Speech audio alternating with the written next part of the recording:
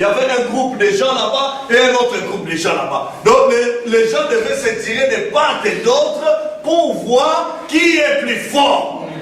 Amen. Amen. L'épreuve de force, les tests de force, ceux qui étaient tirés juste dans le feu, c'est eux qui perdaient le combat. Est-ce que vous comprenez?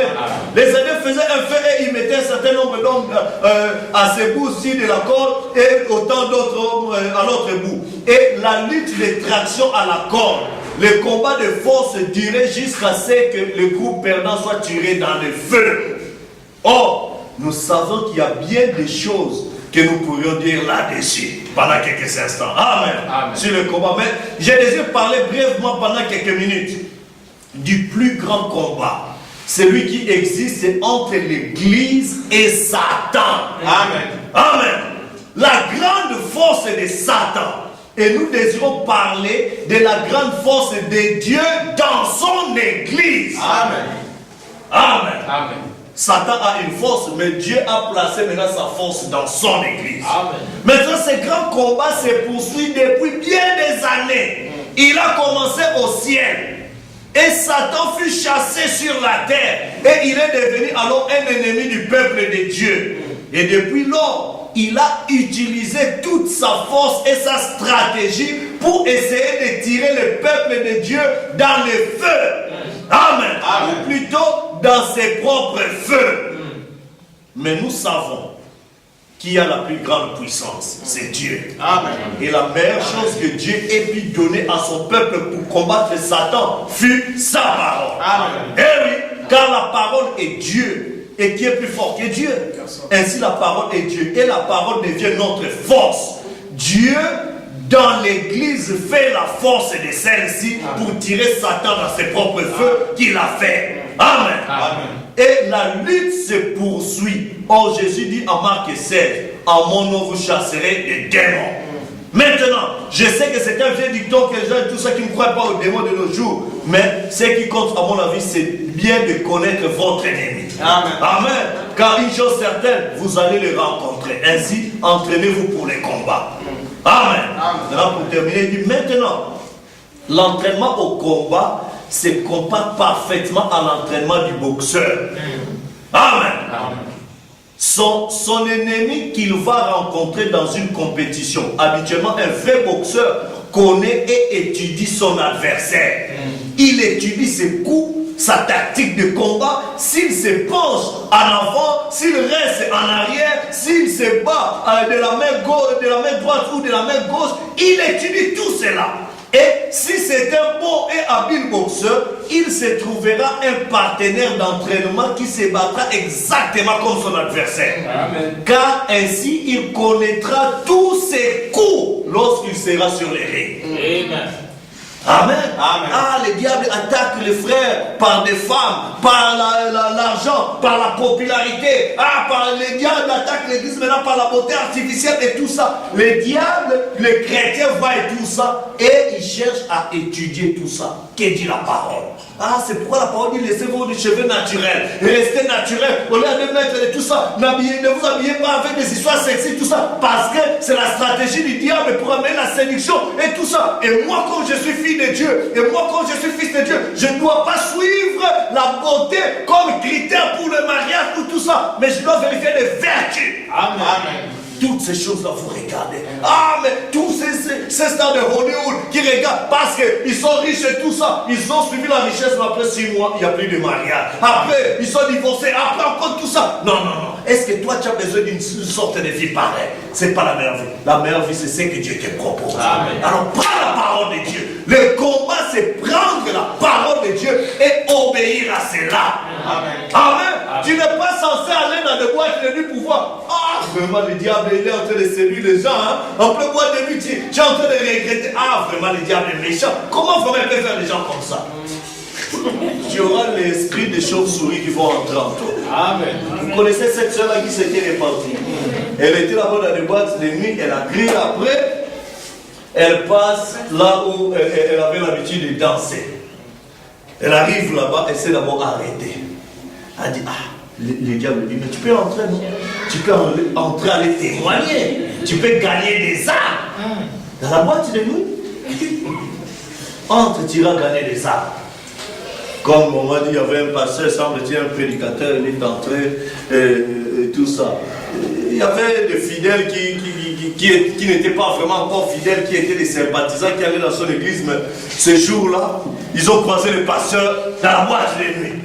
Oh, shalom, pasteur! En pleine boîte de nuit. Le pasteur est allé évangéliser dans la boîte de nuit. Tu es en train d'évangéliser avec la bière, avec je ne sais pas moi quoi, et tout ça. Oh frère en Christ dans la boîte de nuit. Tu verras une bonne peine, tu vas dire, mais shalom frère. Avec ta bière, shalom. Tu vas entrer de séduire qui? Ne cherche pas aller dans les camps du diable pour prendre les diables avec ses armes pour lutter contre les diables. Non, non. Frère Branham dit, sortez du millénaire. C'est la Bible qui dit ça. D'autres gens, frère Branham dit, il y aura avec la marque de la bête, il y aura des gens qui vont faire des compromis, vont dire, nous irons prêcher le diable dans ce conseil œcuménique. Comme ça, on va récupérer d'autres armes là-bas. Les élus sont déjà sortis. Toi, tu rentres encore là-bas. Il y a d'autres intérêts. Est-ce que vous comprenez? Amen. Mais nous avons intérêt à nous battre. Ça ne sera pas dans la facilité. C'est un combat qui est rude. Amen. Parce que la finalité, c'est le feu. Amen. Soit c'est le diable et ses anges qui entrent dans le feu, ou c'est toi et tout ça. Or, si toi tu es du côté de Dieu, tu ne seras jamais dans le feu. Amen. Parce que Dieu a créé l'enfer et pour le diable et ses anges. Amen. Alors, ces anges, ce sont ses messagers. Ces messagers, ce sont ceux qui ont dit Amen à l'enseignement du diable et qui font le marketing du diable. Qui vont répandre les modes du diable, les habitudes du diable, le comportement du diable. Amen. Est-ce que vous comprenez? Amen. Alors, quels sont ces comportements du diable? Alors, rapidement dans Galates, on va continuer ça prochainement. Galates chapitre 6, je crois. Vous êtes avec moi? Amen.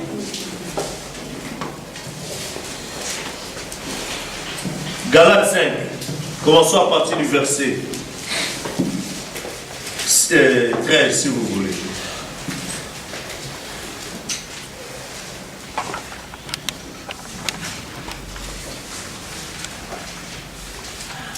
Nous commençons à partir du verset 13. Allons-y rapidement. Galates 5. Frères, vous avez été dans la liberté. Seulement ne faites pas de cette liberté un prétexte de vivre selon la chair. Mais rendez-vous par la charité, serviteurs les uns des autres. Est-ce que vous comprenez? Serviteurs les uns les autres. Continuons. Car toute la loi est accomplie dans une seule parole. Dans celle-ci, tu aimeras ton prochain comme toi-même. Continuons. Mais si vous vous mordez et vous déchirez les uns les autres, prenez garde que vous ne soyez détruits les uns par les autres. Jusqu'au verset 26, allons-y. Je dis donc, marchez selon l'esprit et vous n'accomplirez pas les désirs de la chair. Car la chair a des désirs contraires à ceux de l'esprit, et l'esprit en a de contraires à ceux de la chair. Ils sont opposés entre eux, afin que vous ne fassiez point ce que vous voudrez. Si vous êtes conduits par l'esprit, vous n'êtes point sous la loi. Or, les œuvres de la chair sont manifestes. Ce sont l'impudicité, l'impurité, la dissolution, l'idolâtrie, la magie, les inimitiés, les querelles, les jalousies, les anomalies, les disputes, les divisions, les sectes, l'envie, l'ivrognerie, les excès d'état et les choses semblables. Je vous dis d'avancer comme je l'ai dit. Ceux qui promettent quelque chose n'hériteront point le royaume de Dieu. Est-ce que vous comprenez? Des ivrogneries, de toutes ces choses-là, des saletés, des souillures. Si tu vois que tu as encore ces envies-là, sachez que ce sont les démons qui sont en toi. Mais maintenant, la bataille, c'est dans la prière. Si nous allons dans Colossiens, si nous tournons juste quelque part, Colossiens chapitre 3. Colossiens 3. Ou bien Colossiens chapitre 4. Verset 12. Je vais lire.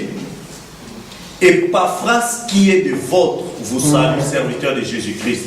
Il ne cesse de combattre pour vous dans ses prières, afin que vous teniez bon comme des hommes faits, pleinement disposés à faire toute la volonté de Dieu.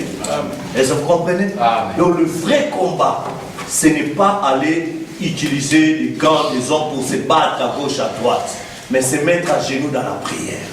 Tu sens qu'en toi, il y a encore telle chose qui ne marche pas, telle chose qui ne marche pas. Mets-toi à genoux. Crie à Dieu toute la nuit. Dis-lui, Seigneur, ta parole me condamne ici. Ta parole me condamne ici. Je suis ton fils, je vais marcher avec ta parole.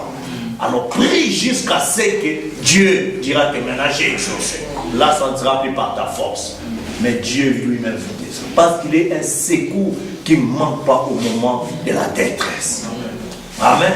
Que le Seigneur vous bénisse. Nous allons incliner nos têtes pour prier.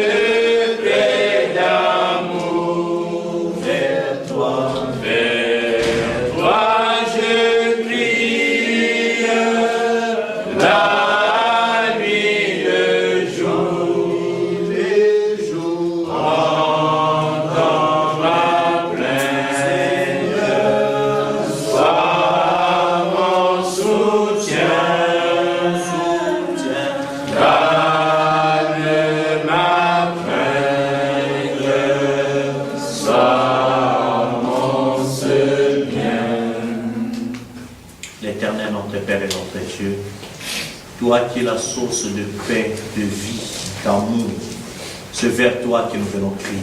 Amen. Toi qui es notre parent rédempteur. Amen. Toi qui as donné ta vie à la croix pour nous. Amen. Nous nous approchons devant ton trône de grâce et de miséricorde. Amen. Nous t'avons vu descendre selon Apocalypse 10. Amen. Tu as brisé les sceaux. Tu nous as laissé voir ta présence dans la puissance de la résurrection. Amen. Afin de nous donner la victoire sur les diables. Tu nous as révélé toute la parole pour que nous puissions identifier les diables dans ce moindre état. Père, puissions-nous nous entraîner dans la prière. Là où nous avons des faiblesses, puissions nous mettre à genoux jusqu'à ce que tout ce qui est du monde sortira. Et que ta nature prendra place dans mon cœur. Tu connais, Seigneur, la sincérité du cœur de tes enfants. Regarde, Seigneur, ceux qui soupirent, qui veulent avoir une visitation de ta part, une touche qui fera en sorte que ce n'est toi qui agiras dans leur vie. Bénis-leur richement. Pardonne les péchés de ton peuple. Ceux qui n'ont pas pu, Seigneur, s'abandonner à toi durant toute cette année 2014. Seigneur, je te les apporte cet après-midi. Afin que dans ta grâce et dans ta miséricorde, que tu puisses encore renouveler ta miséricorde. Et que tu les touches encore, Seigneur. Jusqu'à ce que, oh Dieu, qu'ils prennent la résolution de t'abandonner toute leur vie, corps, esprit et âme. Et que toi, tu agiras dans leur vie. Pardonne nos péchés, nos manquements. Lave-nous, Seigneur. Renouvelle notre force, car tu nous as donné toute ta parole aujourd'hui pour résister au diable. Et c'est maintenant nous venons dire non à Satan. Et oui à toi, Jésus-Christ, la parole révélée. Pour que toi, tu puisses nous conduire le reste de notre vie. Bénis tes enfants, Seigneur, qui ont ouvert le cœur. Que chaque requête qui est selon ta volonté, Seigneur, soit exaucée maintenant. Que les malades soient guéris, les affligés soient consolés. Ceux qui ont des problèmes trouvent encore la solution. Et que, Père éternel, tu délivres les captifs du péché, de la souillure, pour que toi seul tu sois glorifié dans leur vie. Seigneur, rentre avec eux. Commence cette semaine avec nous. C'est la semaine, Seigneur, qui nous conduira jusqu'à la fin de l'année. Conduis-nous, Seigneur, préserve-nous de tout mal, de tout danger. Sachant que l'ennemi s'acharne, mais que nous puissions savoir que nous sommes dans le combat et que nous devons apprendre à combattre l'ennemi dans toutes ses formes. Reçois-nous alors que nous t'apportons corps, esprit et âme dans les précieux merveilles de ton Fils Jésus-Christ. Pourvois nos besoins, guide-nous en toutes choses, lave-nous, garde-nous sous ton sang, pour ta seule gloire, au nom de ton Fils Jésus-Christ. J'ai ces prières demandées. Amen. Amen. Amen.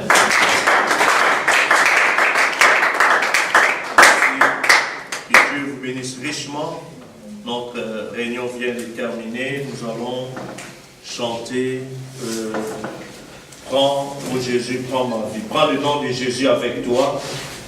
Comme ça, nous allons nous saluer dehors pour pouvoir partir. Et pour le mercredi, où sera le culte?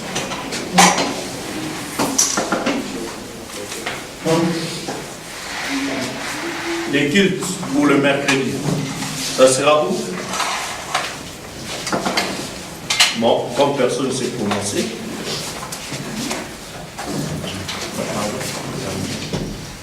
D'abord, mercredi, c'est ça, non? Mercredi d'abord, pour la réunion de prière. Samedi, ça sera chez moi. Et le mercredi, ça sera chez personne. Bon, comme ça, chacun va prier pour chez soi. Chacun pour soi, Dieu pour tous. Hein? Bon, comme moi je vais récupérer les bénédictions de toute la fin de l'année, je vous invite à venir. Oui, frère Félix. Ah, chez frère Félix. Ah, donc, frère Félix, le samedi, mercredi, ça sera quelle date? Aujourd'hui, nous sommes les 12, c'est ça? Les 14. Donc, les 17. Les 18, non? Donc, mercredi 17, à partir de 19h, nous serons chez frère Félix. C'est la réunion de prière. Nous aurons 1 heure de prière là-bas. Ceux qui ne connaissent pas chez frère Félix pourront prendre déjà son adresse à la sortie. Alors que Amen. Amen. Ainsi, que Dieu vous bénisse richement. Comme je vous avais informé hier, normalement la salle est